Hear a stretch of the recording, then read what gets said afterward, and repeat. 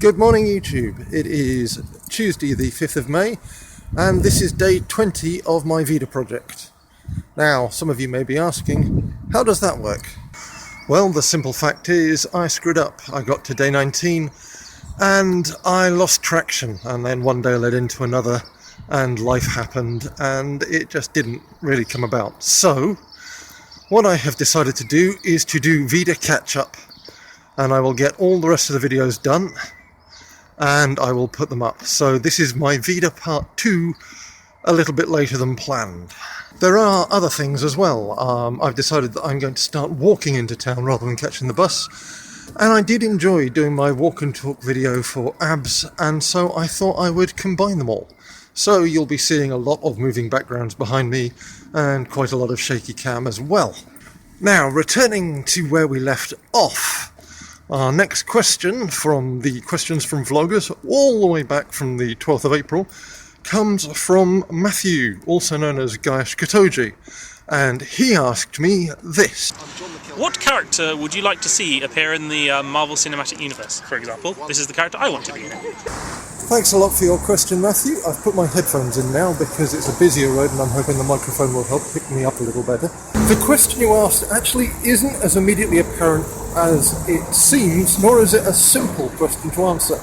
Largely because before Fox started their Marvel Cinematic Universe, they sold the rights to various numbers of their films and properties to other studios.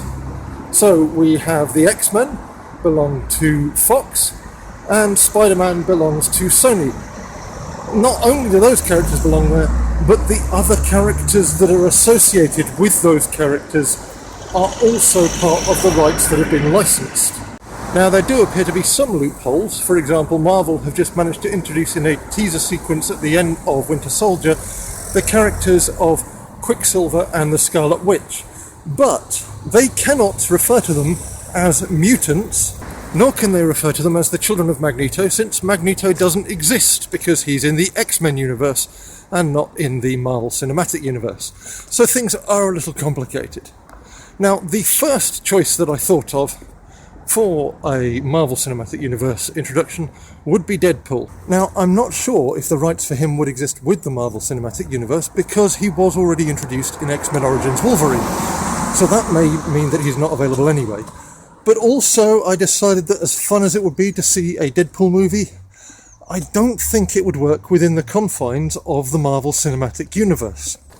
I mean, Deadpool is incredibly postmodern with his breaking the fourth wall, referring to the fact that he's in a comic, talking to people who are reading him, and all manner of other things that take place in the comics. I think it would break the universe to have a character like that exist within it. So I'm going to count out Deadpool. So we've counted out Deadpool, we've counted out anyone from the X-Men or Spider-Man franchises. How many does that leave us with? Well, quite a lot as it happens. Now, there are some that I discounted pretty quickly. As fun as it would be to have a Hercules movie, for example, he's not really a big player in the current comics, and we've already got one god, and that's probably enough.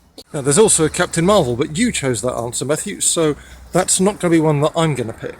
I went to the Final Frontier shop here in Exeter to do a straw poll and a bit of research for this topic, and unsurprisingly, Deadpool was a firm favourite for a lot of people, as was Captain Marvel, but we've discounted both of those. But I did spend some time looking at the other titles, and I found one which not only do I think would enhance the Marvel Cinematic Universe, but it's a film I've wanted to see done for quite some time. I am talking about The Punisher. Now, the Punisher films have been pretty bad. I haven't actually seen Warzone, and I've heard that's the better of the three, but certainly the other two were pretty poor. Dolph Lundgren's version was just bad, and the Thomas Jane one suffered from a ham-fisted, ham-acting portrayal by John Travolta as the lead bad guy. Neither of those were at all good. And while I've heard, as I say, that Warzone is better, I've heard also that it's still not a very good rendition of the Punisher character. Now, as much as I would love to see a decent Punisher movie made, initially I was going to discount this answer because to do the Punisher properly, it would have to be an R or 18 rated movie. And so far, the Marvel Cinematic Universe have kept themselves to 12 PG-13 rating. So, first I thought that would be too problematic. Then I thought a little deeper and thought, Actually, those problems could be very significant to the Marvel Cinematic Universe. There is a storyline within the comic canon where, after Civil War, the Punisher is seen as a better national icon than Captain America. Now, given the events that take place in The Winter Soldier, no spoilers here, I think that would be a really interesting place to go, where Captain America's street cred is gone completely, and instead America would rather have a gun-toting vigilante who guns his bad guys down without mercy as their national icon than the symbol of truth, justice and the American way that the Captain has always represented. So that's my answer to you, Matthew. The character I would most like to see introduced to the Marvel Cinematic Universe is the Punisher. Right, that's today's blog. I'll be back again tomorrow. Until then, stay safe, be well, bye for now.